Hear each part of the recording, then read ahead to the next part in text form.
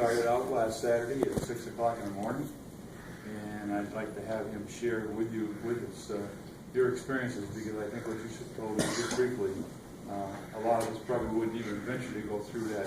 So, I don't know if I'd do it again. Well, as Frank said, I thought of this. Last year was going to be my 50th birthday in July, and I decided I wanted to do something to celebrate that for myself. And I thought of walking here. I started walking in 2008 for my health. I was at that time showing every sign of a heart attack. I lived in a split range house. I went up to the bathroom 6 stairs, came down. I was dizzy, lightheaded, saw spots, panting. I was sitting on the couch and I looked over at my son. He was 9. I can't do that to him. I lost my father when I was 4. I said, I can't do that to him. I said, I have to do something for my health. Excuse me. So I started walking every day. About a mile, mile and a half, 2 miles a day. And I walked through the fall, took the winter off.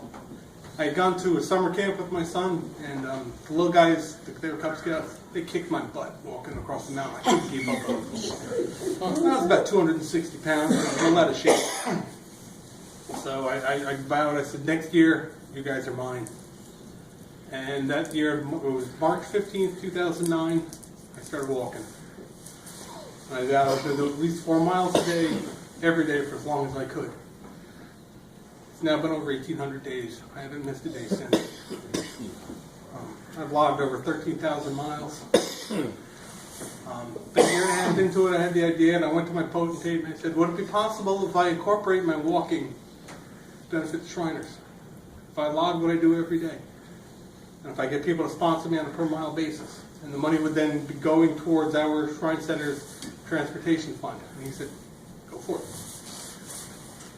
He said, just don't make it out as, people are, you're asking people for money. I said, no, I said, this is what I'm doing, and if you'd like to contribute and make a donation to the Shriners, please feel free, don't feel obligated.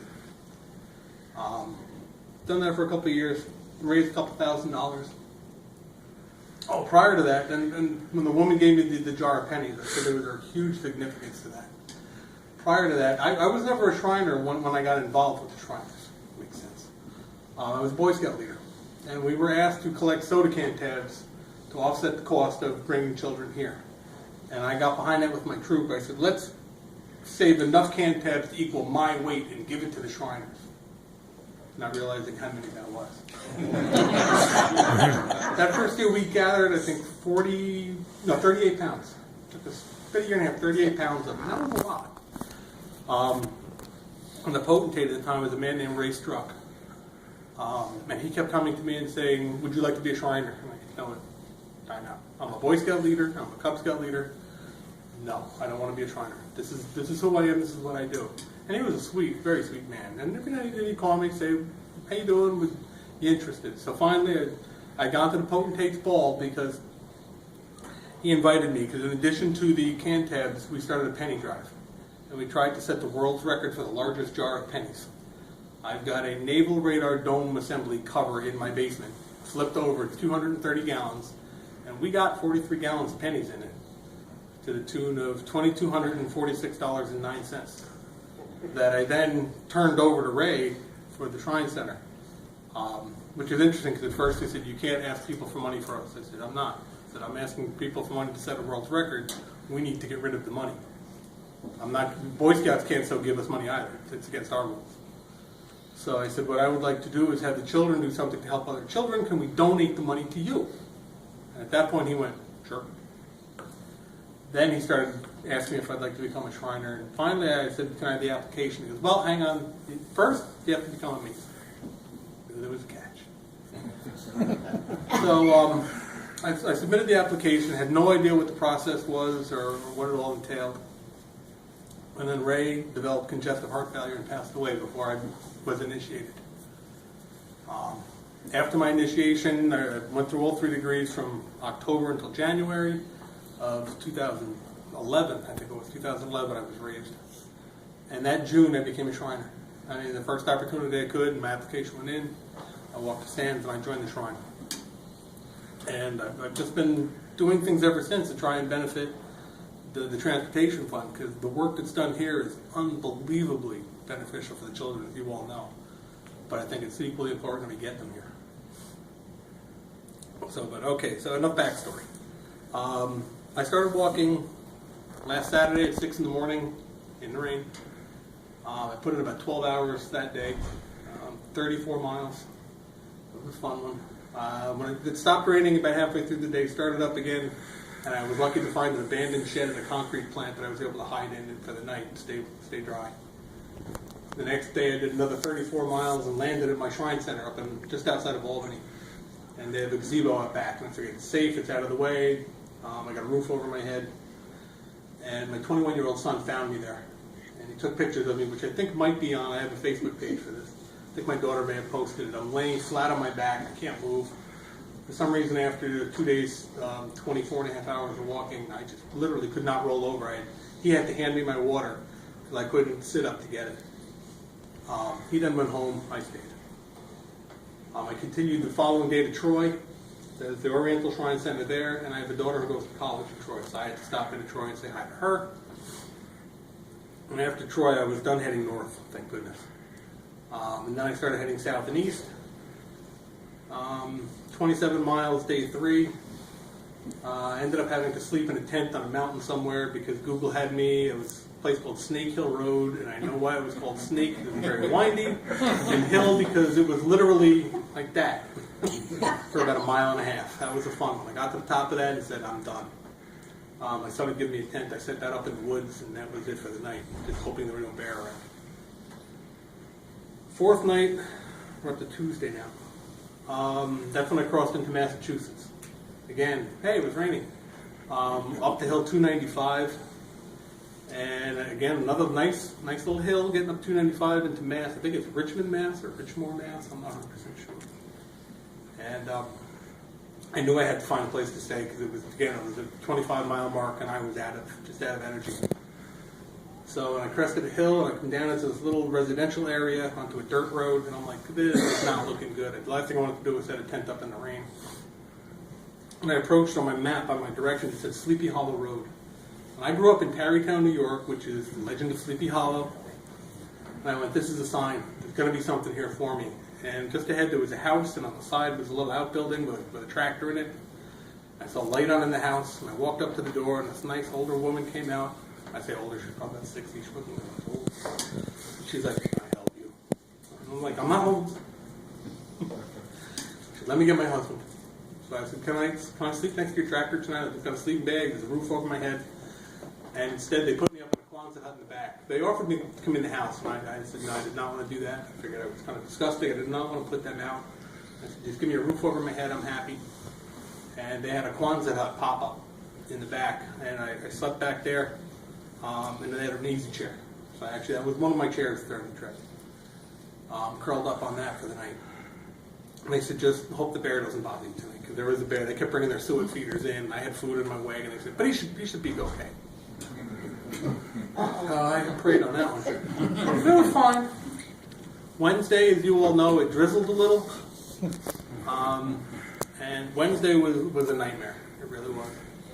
I made it to Lenox, Mass, and then I picked up Route 20. I pulled into the Lenox police station, and I said, just please, where is Route 20? I said, I have to get off these Google directions. They keep putting me in these backwood roads, which might be a shortcut, but they all have severe elevation to them. I said, I need to get on a main road, which will have some kind of traffic going by if anything happens, or facilities if I need. I thought Route 20 had that. It doesn't. Yeah, well, I'm from New York. So I got up to Route 20. After the cop shook his head and you're going, where to do what? And I said, I want to be on Route 20 to be civilized. He looked me square in the face and went, no, it won't. He goes, but it's about a mile that way, have at it. So I went down through Lee and wherever else, and I ended up, there's a little thing called, I'd done about 18 miles, it was raining, it was 1:30 in the afternoon, I was freezing, soaked to the bone. And there was a little hotel called the Berkshire Lodge. I pulled in there, I said, that's it, I'm giving up for the night. I have a credit card in my pocket, I'm just getting a room, I'll give up early today. And there was a note on the door, said, closed until 2:30. Call if you need us. It was 1:30. Okay, I pulled out my cell phone, and as Frank could attest, my cell phone doesn't work too well. Plus, being there was just no signal. I tried, it didn't work. I went, okay, back. I'm not going to wait for an hour, because I said, if they don't come, I am going to get so stiff, so fast in this weather. I said, I got to keep moving. So I kept trucking along, got about a mile and a quarter down the road, and a little Subaru pulled over with this young woman, late 20s in it. She jumps out, and she asked me what I was doing. I explained to her, and she goes, well, I saw the flags, and I saw your little sign, you look legitimate. I said, well, I thought I was crazy. Okay, thank you. She's like, get in. She goes, you got to get out of the cold. I said, no, I'm fine. I said, where ahead of me is the next hotel? She said, the Beckett Motel is about 6 miles down the road. I said, okay, thank you very much. I looked at my watch. I said, I can make that probably by about 4:30. Thank you. She goes, no, you have to get in. I got to take you there. I said, no, I can't go there in your car. I said, that's forward. I cannot be driven forward on this trip, else I have to walk all the way back here and do it again. And she goes, I can't leave you out here. You cannot stay out here in this weather. Whatever. So she opens the hatch up. She makes me take my little stroller and shove it in the back. We drove back to the hotel I'd already passed. We got there. On her cell phone, we called. They came. And as I was getting my stuff out of my pocket, she turned to the owner and she hands her a credit card. And she looked at me, she goes, you're covered. Don't worry about it. She paid for my night. I did not realize it was 37 degrees out. As my Eagle Scout son told me, stay warm, stay dry, stay hydrated. The only thing I was staying that day was hydrated. And that was from the outside in. So I stayed that night at a hotel, which was wonderful. They had a shower. They had a bed. Next morning, 6:30, I hit the road. Made it down to Huntington, Mass. There was a nursery, Gate Farm Nursery right on Route 20. And they had another little greenhouse Quonset hut on the side with bales of hay. And I went inside and I said, what do you think about me sleeping in your Quonset hut on the hay tonight? Explained what I was doing, and the woman said, sounds like a plan to me. Have at it. So I climbed up on the hay. I slept about 6 feet off the ground that night, which was a mistake because I got up there, and then when I went to get off, my right leg was just shot. I ripped something in the quad muscle, or whatever this muscle is on the top here, coming down into Chester. It was just a 4 mile down. It was terrible. But it was a semi-comfortable night. I wasn't on the ground. I was dry. Hey, it rained. Yesterday, it was a beautiful day. I made it into Westfield. I called, finally got a hold of Frank. I talked to my wife, and she said, Frank's been trying to call you for 2 days. And I was like, my phone hasn't worked for 3. I haven't had a signal. So I got a hold of Frank, told him where I was, and I assured him, I said, yes, I will be here. You give me a time, and I can be here at whatever time because I'm not that far away. Westfield isn't that far from here. And it was only 12 o'clock, I think. And I was sitting on the stairs of the Westfield Lodge, Masonic Lodge, and I'd written a little letter that said, Dear Brothers, my name is Eric. I'm walking from Highland to Albany to Troy to Springfield Hospital as a benefit for the children. I'm just reaching my hand out in token of friendship, brotherly love. Just let you know I'm coming through. I took a few minutes to rest at your facility. Think of me and, have a good day. So, I signed the date and the time on it. And I stuff it in the door. I come down off the little steps to the back door. And this woman comes across the street from a nursing home. Young girl. She's like, I went to an ATM this morning and I didn't know why. And I took this out, and now I know why I had to take money out of the ATM. Here, this is for you, sir. I was like, oh, thank you so much. And I took it, and I looked at her and went, hold it. I'm not homeless. And she's looking at my card, she's looking at me, and she's like, no, this is for you. Get yourself something. I was like, no. Really? I have a wife, a family, I have a good job. I explained to her what I was doing, and that this was a benefit and a fundraiser for the Shriners to benefit the children. And she goes, oh, well, then the money's for the children. And she gave me $20 out of the blue. I was like, that was just such a... These are the kind of people I was meeting along the way. I had several people just stop and say, what are you doing? Can I give you a donation? I collected, I think it was $58 along the way, plus a jar of pennies. I don't know what's in that. Probably another 10, 12 bucks. We got the 2 quarters we found in the parking lot this morning. No, that doesn't count. Oh, yeah. That's walking money. No, every day when I walk, I find money on the ground. Literally every day. I pick it up. I don't care if it's a penny. I found up to $50 bills. And everything I find, I've got one of those little coin counter jars, and I stick it in there, and I keep track of it. And all that money goes into my Shrine Center. I've got about 3 years worth sitting at home right now that I have to turn in, and it's probably about $1,200 or $1,300. I found $516.40 on the ground last year. That's all getting turned in. Yeah, it's amazing what falls out of people's pockets, or they just go on the ground, and I'm just like, thank you very much, it's in my pocket. My left pocket always has change, my right pocket always has can tabs. So I didn't pick up can tabs on this trip. Yesterday when I was walking, I just made the edge. I left Westfield because it looked like storm clouds were coming in, and so I have to find a place to hold up for the night. And I made it to West Springfield, which I didn't want to do, because I figured that's too close and it's going to be too urbanized to find a place to set up a tent. And I passed Jerry, I don't know who. Sear. Jerry Seal? Okay. Sear. I was walking up 20, and the guy goes, "You the guy walking for the Shriners?" I was like, "Yeah." He says, "I'm a Shriner. I heard about you." I was like, "Oh, cool." I had a couple people, I had sent messages out, emails to various Masonic and Shriner groups, and just said, if you see me, honk and wave. Give me some support. And I got a few of those on the trip. And I figured this is another one. And he goes, "Yeah," he goes, "Frank told me that you might be in the area." Cool. Word's out. People are looking out for me. I told him, I said, "I'm just looking for a place to hole up for the night." He goes, "Okay, if you go up 2 lights and take a right, there's a park." Midnight. Yeah, he said midnight.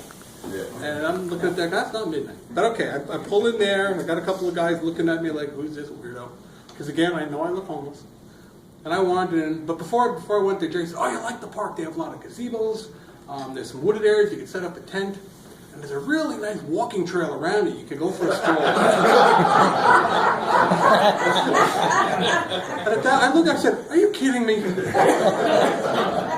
So I got there yesterday about 1:30, quarter to 2. I walked through the park until I got to the Rotary Pavilion. And I just kind of dropped my stuff there. And I was waiting for the park to close and get dark so I could hide. But it's nice, they have bocce courts. And the bocce courts have nice high wooden rails around them. And I was able to tuck the stroller in and myself in, so if anybody came through, or I figured if anybody comes through the park at night looking for mischief, they're not going to see me. So I was safe. I just put my sleeping bag on the ground with a ground cloth. And that's where I spent last night. And this morning, a little difficulty contacting Frank, because again, my phone. But luckily I was able to call my wife. And I am just overwhelmed with the reception. This is so beyond anything that I anticipated. As I told my wife, I said, "Okay, I'll meet you in Springfield." She usually has a meeting she goes to Saturday mornings, gets done around 11:30. I said, "You'll get there around 3. We'll check in. We got a room at the Hilton Garden Inn. Do some dinner, and then we'll go home in the morning. It'll be a good night. Night away from home." My wife runs a daycare center out of our house, so it's a night away for her. We've had a bit of a family emergency. Our kitten ate some little plastic things, and she had surgery the other night. So right now, there's some money we didn't need. But my wife is tied up at home with that right now, so she'll eventually get here today. I will have a ride home. I'm not walking. So that's my story. Again, thank you all for being here. This is so beyond anything that I could have asked for or anticipated. This is what this group is, and I know that, and I just astounded. Any questions?